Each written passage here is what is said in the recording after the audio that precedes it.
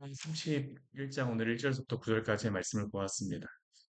예레미야의 말씀을 보게 되면 저는 예레미야 말씀을 보면서 이게 강해를 하면서 이게 한 절 한 절 보아야지만 이 말씀의 그 의미를 느낄 수 있는 그러한 것들이 있습니다. 이걸 그냥 뭐 쭉 읽어가는 게 아니라 자세하게 한 절 한 절 이것을 보아야지만 이 말씀의 그러한 의미, 우리가 음식을 씹으면 그 음식에서 본래의 맛이 나오는 것을 느끼는 것처럼 이 말씀을 한 절 한 절 읽어가면서 왜 이 말씀을 하나님께서 이렇게 말씀하시고 그 시대 사람들이 어떠한 이러한 죄를 범하였고 하나님께서 왜 여기에 대해서 이렇게 말씀하시고도 답변하셨는가?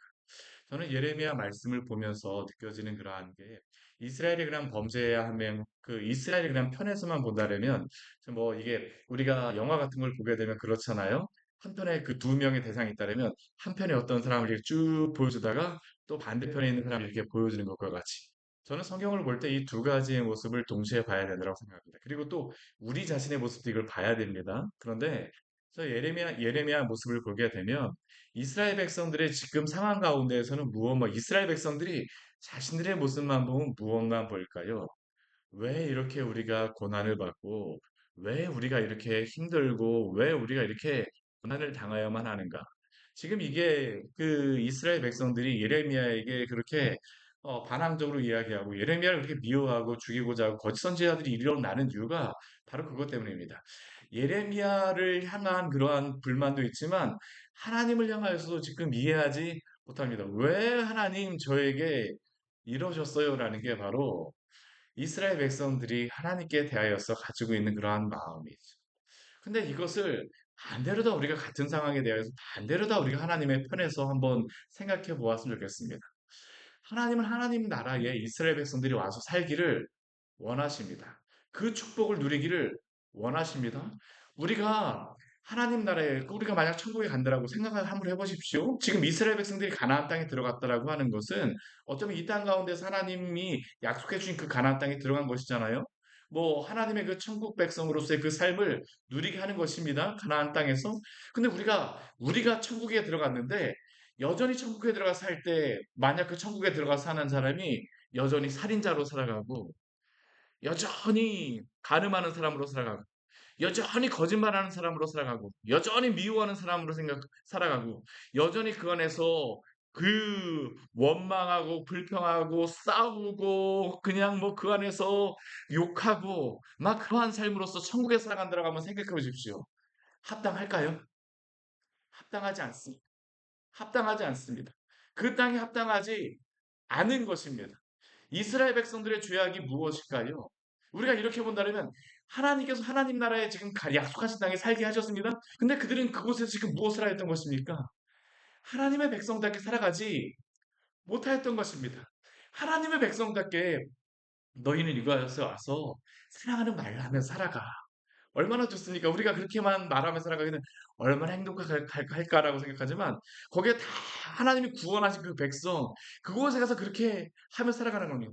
너희는 사랑하면서 살아가. 인생이 길지도 않아. 우리가 인생 길다라고 생각하지만 70년, 80년 금방 지나가지 않습니까? 저도 지금 생각해 보니까 예전에 그 어렸을 때 그러한 주일학교 또한 중고등부, 청년부 뭐 이렇게 생활했던 게 저는 그 시간이 굉장히 오래 있을 거라고 생각했는데 금방 지나갔습니다. 정말 금방 지나갔습니다. 제가 저희 딸을 기르면서도 그 아이들이 영원히 저는 계속 갓난쟁이로다 있고 뭐 3살, 4살로다 계속 있을 줄 알았어요. 근데 지나놓고 보니까 저희 큰딸 보니까 어느덧 제가 결혼할 때 저희 아내가 결혼할 때 나이하고 거의 비슷한 나이가 된 겁니다.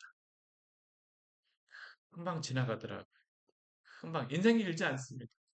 하나님은 그 시간 가운데서 하나님의 백성답게 즐거워하며 기뻐하며 너희는 그곳에서 그렇게 살아갔으면 좋겠어. 나는 너희를 축복해 줄게. 젖과 꿀이 흐르는 그러한 땅입니다. 그곳에서 하나님께서는 그렇게 살기를 원하셨습니다. 근데 이스라엘 백성 어떻습니까? 미워하였습니다. 원망하였습니다. 불평하였습니다. 사랑하기에도 짧은 그 시간이 지나면서 어떻게 합니까?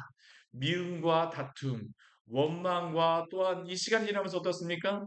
이게 참 인생이라는 게 그런 것 같아요. 처음에는 정말 그런 마음이 아니었음에도 불구하고 정말 좋은 마음을 했음에도 불구하고 우리가 오해하는 것들이 생기잖아요. 그 오해 가운데에서 미움이 생기고 다툼이 생기고 정말로 얼굴도 보지 않고 그렇게 살아가는 시간이 지나면서 하나님 저는 이제 어쩔 수 없어요라고 그렇게 이야기하거나 하나님 저는 저 사람하고 더 이상 이제 함께 할 수가 없다니까요. 하나님 저는 이 상황 가운데서 어떻게 할 수 없다니까요. 근데 하나님의 마음은 어떻게 할까요? 우리의 시간으로 보니까 그게 쉽지 않은 것이지만 하나님의 시간으로 본다면 30년, 40년 그 쌓여왔던 것들도 어떻습니까? 다 실타래가 엉켜 있는 것 같지만 사실 별거 아니었었거든요. 우리가 아이들이 싸우는 것 보게 되면 야 너희들 그거 가지고 싸웠어? 그렇게 이야기하는데 막상 그 아이의 입장에서 어떻습니까? 뭐 진짜 죽일 사람, 뭐 살릴 사람 하면서 막 그러는 거 아닙니까? 우리의 인생이 그렇습니다. 하나님이 이스라엘 백성에게 원하시는 건 무엇일까요? 하나님의 백성답게 하나님의 자녀로서 사랑하며 기뻐하며 즐거워하며 사는 것. 이게 오늘도 하나님께서 우리에게 원하시는 그러한 삶인 줄 믿습니다. 하나님 그 땅 가운데 그렇게 살기를 원하신 겁니다. 근데 이스라엘 백성이 어땠습니까? 그렇게 살지 못했잖아요. 그 시간이 지나면서 오해가 쌓이고 미움이 쌓이고 종이 생기고 주인이 생기고 그 안에서 뭐 몇십 년의 시간이 지나고 미워하고 슬퍼하고 여러 가지 사건과 사고 그러면서 점점점 그 여러 가지 죄악들이 행하여지죠. 우상 숭배가 행하여집니다. 더 잘 살아보겠다라고, 더 잘하겠다라고. 그 가운데에서 하나님을 섬기지 않습니다. 자신의 자식조차도 그 금오스라던가 뭐 여러 가지 우상에게 막 흰놈의 골짜기에서 막 바칩니다. 그리고 그것뿐입니까? 부모를 공경하지 않습니다. 살인합니다. 가늠합니다. 도둑질합니다. 거짓말합니다. 탐욕을 부립니다. 욕심을 부립니다. 하나님 그 땅 가운데 이스라엘 백성을 용납하실 수가 있었을까요? 아니요. 저는 그렇지 않다고 생각합니다. 하나님의 그 땅은 그러한 곳이 아니거든요. 그럼 하나님께서 하셔야 될 일이 무엇입니까? 다시 한번 이스라엘 백성을 비록 풀무불과 같이 용광도와 같은 그러한 곳이라 할지라도 다시 한번 그 풀무불과 용광도와 같은 속이라 할지라도 그들을 단련하셔서 정금과 같이 그들을 다시 빚어내시고자 하는 게 바로 하나님의 마음임을 기억하시기를 바랍니다. 이게 바로 이스라엘 백성 가운데 있었던 일이죠. 이것을 가장 우리가 볼 수 있는 그러한 말씀이 저는 예레미야 말씀이라고 생각합니다. 왜냐하면 예레미야는 바벨론에 멸망하는 그 가운데에서 직접 살아갔던 사람입니다. 이사야도 물론 낫술의 그러한 침략 가운데 있었지만 그래도 이사야 같은 경우는 예루살렘까지는 함락되지 않았어요. 예레미야는 어떻습니까? 1, 2, 3차 하나님이 심판하신 것을 다 보았습니다. 근데 예레미야 같은 경우는 무엇도 보냐 하면 이스라엘 백성의 이 참혹한 그러한 모습도 보지만 또 한편에서는 하나님의 마음도 보는 것입니다. 저는 이 예레미야의 말씀을 통하여서 우리 모두가 하나님의 마음을 보았으면 좋겠습니다. 우리는 우리의 마음은 너무나도 잘 보잖아요. 나의 상황, 나의 환경, 그거는 우린 너무나도 잘 보는데 하나님 편에서 하나님의 마음이 어떠한가를 예레미야를 통해서 우리에게 보여주시는 것입니다. 그래서 저는 예레미야 말씀이 한편에서는 그 심판과 그러한 말씀을 말씀하시기지만 또 한편에서 굉장히 보석과 같은 말씀이라고 저는 생각을 합니다. 왜냐하면 하나님의 마음을 예레미야를 통해서 알려주기 때문입니다. 그리고 또한 예레미야 30장과 31장, 32장, 33장 말씀은 그 가운데에서도 더욱더 보석과 같은 말씀이라고 생각이 돼요. 왜냐하면 하나님이 그들을 징계하시지만 그들을 징계하시는 하나님의 마음이 어떠한가를 보여주세요. 그들을 고난 주신 것은 징계하려고 하시는 것이 아니라 하나님이 그들을 사랑하시기 때문이다라고 말씀하십니다. 오늘 말씀을 보게 되면 그것을 더 분명하게 말씀하고 있죠. 우리 1절 말씀 같이 한번 읽겠습니다. 여호와의 말씀이니라. 그때 내가 이스라엘 모든 종족의 하나님이 되고 그들은 내 백성이 되리라. 이 말씀은 어제 말씀의 22장 말씀의 반복이라고 할 수 있습니다. 어제 30장 22절 말씀에서도 또한 이렇게 말씀합니다. 우리 이 말씀도 같이 한번 읽어볼까요? 너희는 내 백성이 되겠고 나는 너희들의 하나님이 되리라. 동일한 말씀입니다. 그때에 그때에 그 날이 있으리라는 것입니다. 하나님이 이스라엘 백성을 정금과 같이 나오게 하실 그때에 그 이스라엘 백성을 하나님이 무엇으로 산 것, 지금도 하나님께서 그렇게 만들고 싶으십니다. 지금도 그 백성이 되기를 원하세요.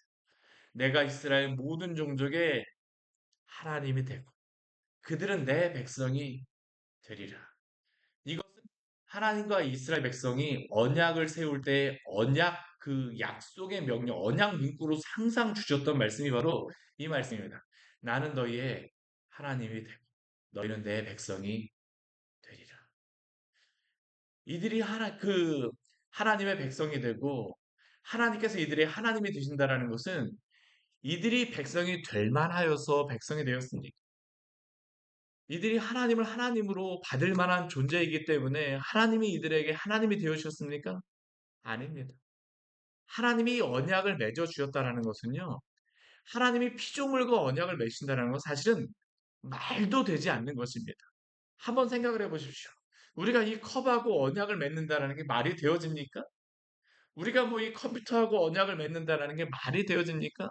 인간이 지금 AI 뭐 한다라고 하지만 AI를 뭐 하고 나서 인간이 AI와 언약을 맺는다라는 게 사실 우리에게는 굉장히 자존심이 상하는 겁니다.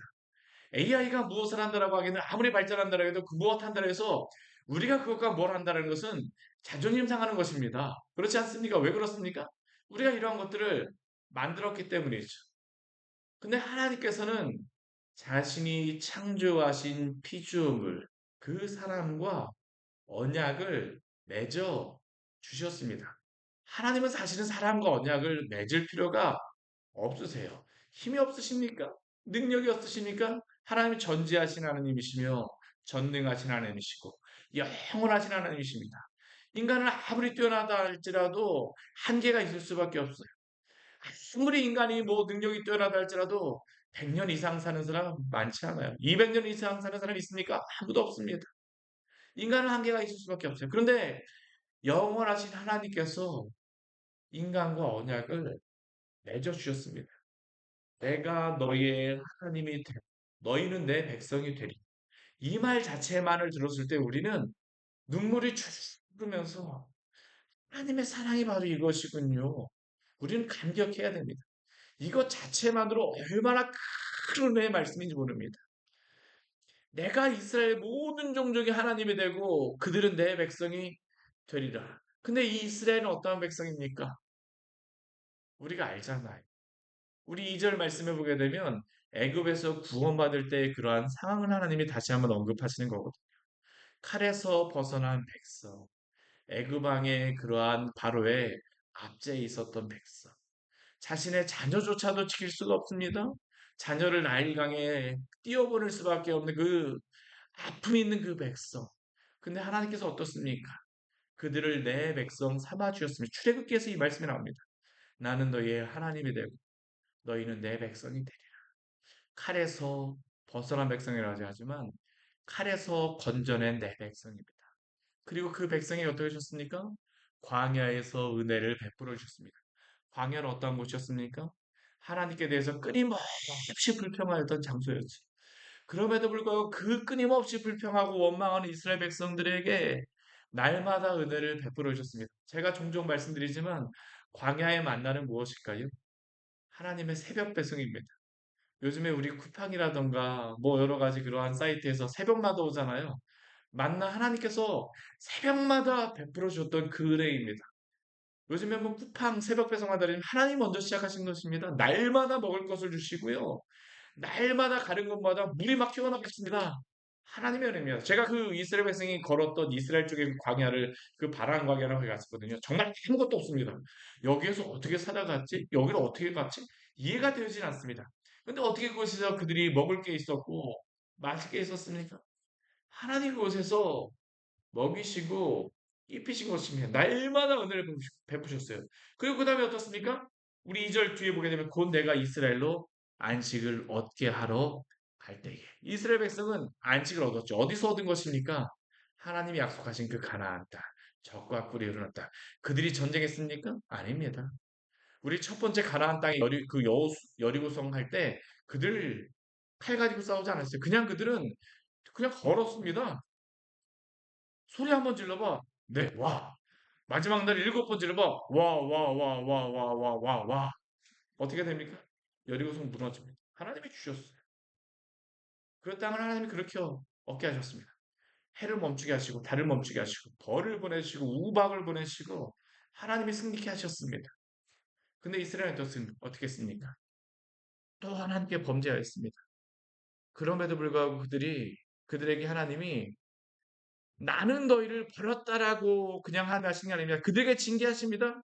근데 하나님의 마음은 무엇일까요? 우리 3절 말씀 같이 한번 읽겠습니다. 옛적에 여호와께서 나에게 나타나사 내가 영원한 사랑으로 너를 사랑하기 인자함으로 너를 이끌었다 하였노라. 아멘. 여기에 보게 되면 사랑이라고 하는 단어가 성경에 나오는 사랑이라고 하는 두 가지의 단어가 여기 나옵니다. 어떠한 단어가 나오냐면 아하바라고 하는 단어와 함께 또한 헤세드라고 하는 단어가 나옵니다. 우리 아하바라고 하는 단어는 이스라엘에서 화장품 그 회사 그 메이커 이름이 아하바라는 하나 그 메이커가 있습니다. 유명한 화장품입니다. 그게 사랑이라고 하는 그런 의미예요. 내가 영원한 사랑으로 예뻐서가 아닙니다. 그들이 아름답게 뭐 분칠하거나 그런 뭐 예쁘게 얼굴 자체가 예뻐서가 하나님은 그냥 영원한 사랑으로 사랑해 주셨습니다. 하나님께 범죄하여서 붙잡혀간 그 백성들이 뭐가 예쁘겠어요? 근데 하나님은 그들을 예쁘다고 하십니다. 내가 영원한 사랑으로 너를 붙들어 주겠다라고 말씀하십니다. 이것이 바로 하나님께서 우리에게 베풀으시는 그 사랑임을 기억하시기를 바랍니다. 우리가 범죄하였지만 하나님 우리를 사랑하여 주셨습니다. 내가 영원한 사랑으로 너를 사랑하기에 인자함으로 헤세드죠. 언약적인 신실한 사랑. 이스라엘 백성은 날마다 범죄하지만 하나님은 신실하셔서 변함이 없으세요. 이게 바로 헤세드입니다. 헤세드의 사랑은 변하지 않는 뭐 사랑이라고 하는 의미보다는요. 그 하나님의 그 감정이 동일하기 때문에 그게 사랑이 되어지는 것입니다. 상황에 상관없이 동일한 마음으로 그 사람을 예쁘게 봐줘요. 그게 무엇입니까? 사랑 아닙니까? 이게 바로 인자함입니다. 인자함으로 너를 이끌었다. 하나님은 오늘도 그 사랑으로 우리를 사랑하시는 줄 믿으시기를 바랍니다. 이게 바로 우리가 구원받는 유일한 이유입니다. 그래서 하나님 어떻게 하셨습니까? 하나밖에 없는 그 아들이 이 땅에 보내셨지. 우리 로마서 말씀에 오게 되면 하나님의 사랑을 무엇으로 말씀합니까? 우리가 아직 죄인 되었을 때에 그리스도께서 우리를 위하여 죽으심으로 하나님께서 우리에 대한 자기의 사랑을 확증하셨느니라. 우리가 여전히 죄인임에도 불구하고 하나님은 자신의 하나밖에 없는 그 아들을 보내심으로 자기의 사랑을 증명하셨습니다. 그 사랑에서 하나님 우리가 끊어질 수 있을까요? 없습니다. 그래서 로마서 8장 38절과 39절 우리에게 이렇게 말하죠. 내가 확신하노니 사망이나 생명이나 천사들이나 권세자들이나 현재일이나 장래일이나 능력이나 높음이나 기쁨이나 다른 어떤 피조물이라도 우리를 우리 주 그리스도 예수 안에 있는 하나님의 사랑에서 끊을 수 없으리라. 이 말씀은 진리인 줄 믿습니다. 오늘도 우리는 이 새벽 예배가 끝나게 되면 나가가고 온갖 이상한 여러 가지 많은 일들을 할 것입니다. 또다시 우리는 이 말씀을 들었음에도 불구하고 또다시 원망할 수도 있고요. 또다시 미워할 수도 있고 또다시 살아갈 수 있습니다. 우리의 삶은 날마다 버라이어티하죠. 스펙타클하죠. 근데 하나님의 사랑은 무엇입니까? 오늘도 변함없이 당신의 택하신 백성을 오늘도 붙들어 주신 줄 믿으시기를 바랍니다. 이게 바로 하나님의 사랑입니다. 내가 그럼에도 불구하고 너희를 구원하겠다입니다. 우리 4절서부터 6절까지의 말씀은 처녀 이스라엘이라고 말합니다. 그들은 어떻게 되겠다고 말씀하십니까? 다시 세우고 다시 소고를 들고 즐거워하는 자들과 함께 춤추며 나오게 하겠다고 말씀하십니다. 5절 말씀을 보게 되면 내가 다시 사마리아 산들에서 포도나무를 심고 열매를 거두겠다고 하시고요. 6절에서는 에브라임 산 위에서 파수꾼이 외치는 것과 같이 우리가 시온에 올라가서 우리 하나님 여호와께로 나아가자라고 말하게 하시겠다라고 하십니다. 그런데 여기에 나오는 사마리아와 에브라임은 어디 지역인지 아십니까? 이거는 지역을 알아야지만 알 수 있어요. 그냥은 알지 못해요. 이 사마리아와 에브라임은 북이스라엘 땅에 있는 곳입니다. 북이스라엘 어디입니까? 이미 120년 전에 멸망한 아수르에게 멸망한 백성들과 땅입니다. 근데 그곳에 하나님께서 어떻게 하시겠다는 거예요? 다시 포도나무가 심어지게 하고 다시 하나님 시온 예루살렘으로 와서 하나님을 예배하는 백성으로 삼으시겠다라고 하십니다. 하나님의 포기하지 않는 열심입니다. 이게 바로 우리가 구원을 받는 이유임을 믿으시기를 바랍니다. 근데 그 하나님은 그 이스라엘 백성을 어떻게 보시니까 이미 포로되었고 120년이 지난 백성임에도 불구하고 하나님이 그들을 뭐라고 말씀하시니까 우리 4절 말씀에 보면 저는 이 말씀이 너무나도 은혜가 됩니다. 처녀 이스라엘아. 근데 이 이스라엘 백성은 어떠한 사람들입니까? 음란한 백성입니다. 음탕한 여인들이었죠. 우리 이사야서라든가 예레미야 말씀을 보게 되면 그것에 대해서 이미 말씀하셨습니다. 근데 하나님께서 어떻게 하십니까? 그럼에도 불구하고 처녀와 같이 처녀와 같이가 아니라 처녀 이스라엘로 내가 만들겠다입니다. 다시, 다시 하나님의 사랑이죠. 그 뒤에도 동일합니다. 내가 그 야곱을 위하여서 우리 7절 말씀 우리 같이 읽겠습니다. 여호와께서 이와 같이 말씀하시니라. 너희는 여러 민족 앞에서 야곱을 위하여 기뻐 외치라. 너희는 전파하며 찬양하며 말하라. 여호와여 주의 백성 이스라엘의 남은 자를 구원하소서. 이것은 무엇입니까? 남아있는 그러한 기도할 수 있는 자들에게 그들을 위하여서 간구하라는 것입니다. 기도하라는 것입니다. 여호와여 주의 백성의 이스라엘의 남은 자를 구원하여 주십시오. 주의 진노 중에서라도 긍휼 잊지 마시고 우리에게 다시 한번 당신의 은혜를 베푸셔서 부흥을 허락하여 주시옵소서. 이게 바로 하박국이 드렸던 그러한 기도고요. 오늘 예레미야를 통해서 하나님께서 기도하라고 말씀하시는 기도의 제목입니다. 오늘 우리에게 말씀하시는 것입니다. 너희는 남은 자들 위하여서 기도하라. 그들이 돌아오기를 위해서 기도하라.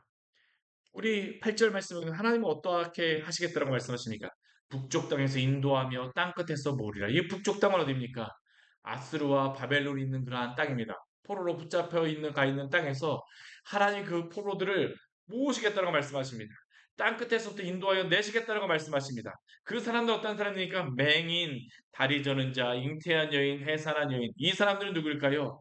사실은 걸어올 수 없는 사람이고 구원받을 수 없는 사람이고 자격 없는 사람들, 뭐 어떻게 보면 가장 이 전쟁이 나게 되면 가장 어려움을 당하였던 사람들이죠.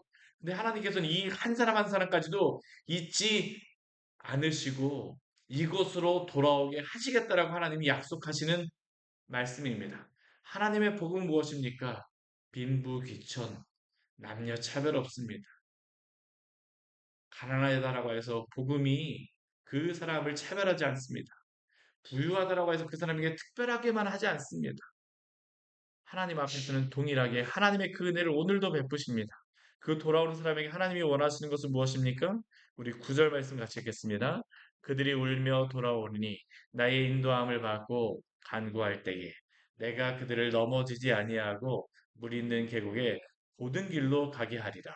나는 이스라엘의 아버지요 에브라임은 나의 장자니라. 울며 돌아오리니 이렇게 구원하신 하나님의 은혜가 어떨까요? 감격스럽죠. 나 같은 죄인 살리시. 이것은 내가 죄인이라는 것을 알지 못하는 사람들은 울음이 나오질 않습니다. 언제 우리가 감사할까요? 나 같은 죄인 살리신 주님의 그 은혜를 알 때입니다. 하나님이 그들로 하여금 자발적으로 회개하며 돌아오게 하기를 원하시는 것입니다. 고난을 주시는 이유 무엇일까요? 그 고난 가운데서 하나님 아버지만이 나의 참된 아버지였습니다라는 것을 알게 하시기를 오늘도 원하시는 줄 믿으시기를 바랍니다. 회개하며 돌아오라. 그래서 내가 그들로 하여금 고든 길로 가게 하겠다. 나는 이스라엘의 아버지요. 에브라임은 나의 장장이라. 에브라임은 하나님의 장자 지파였습니다. 장자지파로서의 그러한 역할을 못하고 포로로 붙잡혀졌죠. 근데 하나님은 다시 말씀하세요. 나는 이스라엘의 아버지요, 에브라임은 나의 장자니라. 같이 기도하도록 하겠습니다. 하나님 아버지 오늘 말씀을 통해서 우리에게 귀한 은혜를 주니 감사를 드립니다. 우리는 구원받을 수 없는 자들이었으나 우리는 자격이 없는 자였으나 죄 많은 자였으나 아니 죄 가운데 사는 오늘도 죄와 버타며 살아가는 그러한 자들이지만 주님께서 그 영원한 사랑으로 우리를 사랑하시고 그 인자함으로 오늘도 이끌어 주심으로 말미암아 오늘도 당신의 백성으로 살아가게 하시고 인도하여 주셔서 감사합니다. 우리는 이 정도밖에 안 됩니다. 그러나 주님께서 우리를 붙잡아 주셔서 감사합니다. 오늘 하루도 당신과 함께 살기를 원합니다. 저의 삶의 주인이 되어 주시옵소서. 예수님 이름으로 기도드립니다. 아멘. 오늘 말씀 같이 기억하시면서 우리 기도하며 나가도록 하겠습니다.